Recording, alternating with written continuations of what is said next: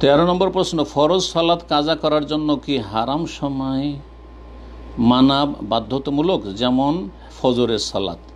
যে ফরজ সালাত কাজা করার জন্য মানে কাজা হয়ে গেছে, ওয়াক্ত পার হয়ে গেছে, এখন কাজা করবেন, পুরা করবেন, তো যে নিষিদ্ধ সময়গুলি রয়েছে, হারাম সময় মানে নিষিদ্ধ সময়গুলি মানা কি বাধ্যতামূলক? 3টি সময় মানা বাধ্যতামূলক। 5টি সময় সালাত পড়া নিষেধ, তার মধ্যে 3টি সময়ে কাজা সালাতগুলি শুরু করবেন না। একটি হচ্ছে রাসূলুল্লাহ সাল্লাল্লাহু আলাইহি ওয়াসাল্লাম, এই হাদিস সহিহ মুসলিমে রয়েছে, সালাসু সাআতিন, 3টি সময় রয়েছে। নাহানা রাসূলুল্লাহ সাল্লাল্লাহু আলাইহি ওয়াসাল্লাম আন নুসাল্লিয়া ফিহিন্না ওয়া আন নাকবুরা ফিহিন্না মাউতানা। রাসূলুল্লাহ আমাদেরকে নিষেধ করেছেন এই 3টি সময়ে সালাত আদায় করতে, আর 3টি সময়তে মাইয়াতকে দাফন করতে। একটি হচ্ছে হিনা তাতুলু শামসু বাযিগাতান, যখন ঠিক সূর্যটা উঠছে, ঠিক সূর্য ওঠার সময় সালাত শুরু করবেন না, মাইয়াতকে দাফন করতে নিষেধ করেছে। একটু থেমে যান, 10 থেকে 15 মিনিট থেমে যান, 15 মিনিট ব্যাস, পুরোপুরি যতক্ষণ পর্যন্ত সূর্যটি না উঠে যাচ্ছে।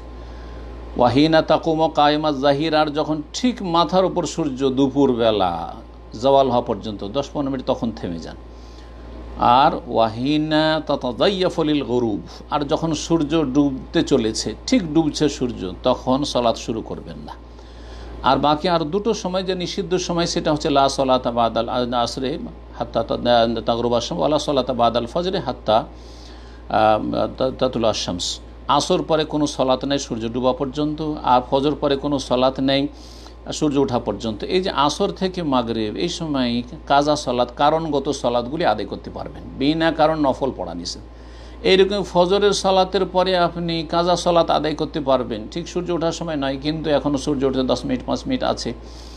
এমনকি 1 রাকাতও পেয়ে, একটি হাদিস রয়েছে 1 রাকাত পেয়ে যাবেন সূর্য ওঠার আগে, সূর্য ডুবার আগে 1 রাকাত পেয়ে যাবেন, তো বাকি 3 রাকাত আসরের আপনি কাজা করে নিতে পারেন সূর্য ডুবার সময়। এইরকমই 1 রাকাত পড়লেন আর সূর্য উঠে যাচ্ছে, সেই সময় আর 1 রাকাত পড়লেন, সেটাও জায়েজ রয়েছে। আল্লাহু তাআলা আলাম।